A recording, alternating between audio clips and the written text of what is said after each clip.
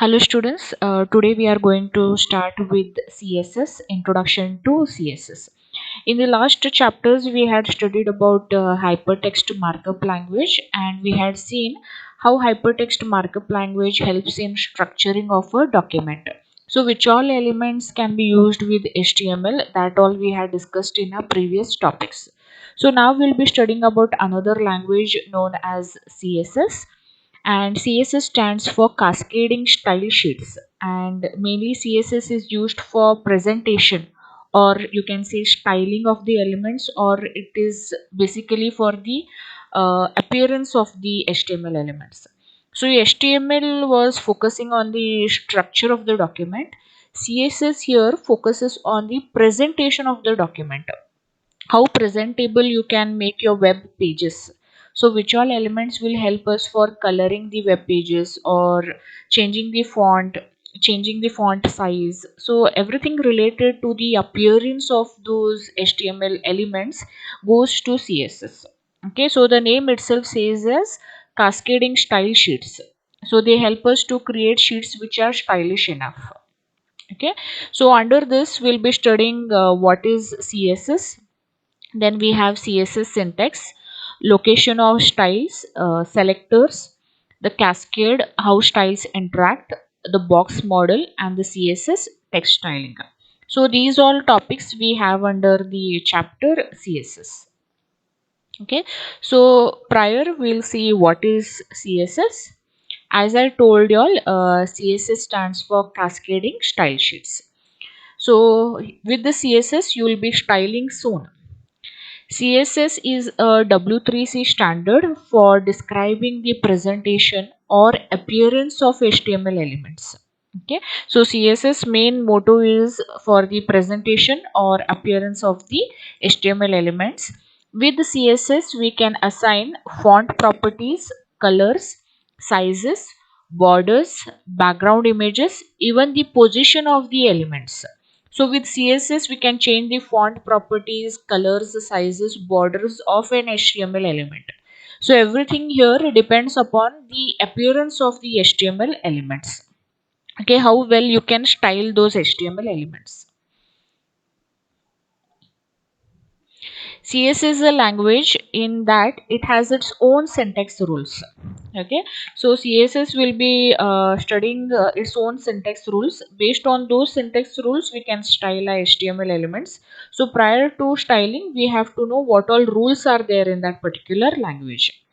CSS can be directly added to any HTML element via the style attribute within the head element, or most commonly in a separate text file that contains only CSS.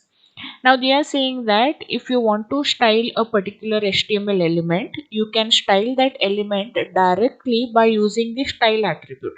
Style attribute, we had seen it in a previous code. So style attribute used us to helped us to change the color, font size, and alignment, and all we were able to change it due to the style attribute. So they are saying that you can add directly to an HTML element by using the style attribute within the head element. Okay, within the head element. If you don't want to use the style attribute, then you can have a separate text file, and that separate text file will contain only CSS. So in that text file you have to mention all the CSS syntax and rules, and those CSS, that text file has to be called in your HTML document. Okay, so that CSS text file, you'll be having all the presentation code in that, and when you are written a code or you have written an HTML document, in that HTML document you have to call this text file. Okay, so we'll be seeing how they call it in our previous topics. Benefits of CSS. Why using CSS is a better way of describing presentation than HTML. So previously there was one topic in our previous chapters where we had discussed that HTML should focus on the structuring of the document and CSS should focus on the presentation of the document. So we had that clarification in the prior topics. Here they have repeated the same. The degree of formatting control in CSS is significantly better than that provided in HTML. So the formatting control which is there, there in CSS, they are saying that it is much better than that which is provided in HTML. Okay, websites become significantly more maintainable because all formatting can be centralized into one or a small handful of CSS files. So in an HTML document, what will happen? Every HTML element you have to go on specifying the style. So better than that is you will have only one CSS file which will have the formatting of all the HTML elements. So whenever you want to style those HTML elements, you have to just keep calling the CSS files rather than changing the presentation for every HTML element. Instead of styling the HTML elements, that those styling code you put it in a CSS file, and whenever you want that, you just call those files. So it will be very easy to maintain that particular document. CSS driven sites are more accessible than the one which are having completely HTML. Okay, so the one sites which are having CSS, they are saying that they are more accessible. A site built using a centralized set of CSS files for all presentation will also be quicker to download because each individual HTML file will contain less markup. Okay, so web page is made up of n number of HTML files. Web pages are nothing but HTML files only. So what will happen is, if you want to open up some website, and if that website is using a centralized set of CSS files, those websites will be very easy to download and open up rather than only making use of HTML.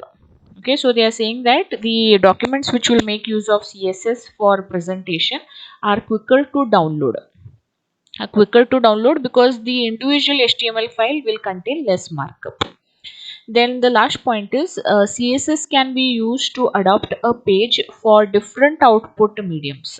So you will have different output mediums for every website. So CSS can be used to adapt a page for all those different output mediums. Next we have is the CSS versions. We will see which are the different versions of CSS. W3C published the CSS level 1 recommendation in 1996. So the first version was CSS level 1 and it had come up in 1996 by W3C. A year later, the CSS level 2 recommendation, okay, CSS level 2, and it was called as CSS2, was published. That means immediately after 1 year of CSS level 1, they brought up CSS2. Okay, even though work began over a decade ago, an updated version of the level 2 recommendation, okay, level 2 recommendation, that's CSS 2.1, did not become an official W3C recommendation until June 2011. So in 2011, the third version was CSS 2.1. Okay, and it was published in the year June 2011. And to complicate matters even more, all through the last decade and to the present day as well, during the same time of CSS 2.1 standard was being worked on, a different group at the W3C was working on CSS 3 draft. So they're saying that during the same time of CSS 2.1, some people started working on CSS 3 draft. Okay, so these are the different version of CSS, that is CSS level 1, CSS 2, CSS 2.1 and CSS 3. So these were the different versions of CSS. The next we have is the browser adoption. The browsers are the one which run your web pages. So let us see which browser supported which versions of CSS. While Microsoft's Internet Explorer was an early champion of the basic CSS, okay, Microsoft Internet Explorer, it was the basic champion of CSS. That means it supported CSS wholeheartedly. Then its later versions, that is IE5, IE6 and IE7 for Windows, had uneven support for certain parts of CSS2. Okay, so the later versions of IEEE were partially supportive towards CSS2, but they were completely supportive to CSS. In fact, all browsers have left certain parts of the CSS2 recommendation unimplemented. That means all the features of CSS2 they have not implemented in their browsers. CSS has a reputation for being a somewhat frustrating language. This reputation is well deserved. So, if you know the proper syntax rules of the CSS, then it is very easy to make use of CSS. Otherwise, CSS becomes a very frustrating language. Next, we will see what about the CSS syntax.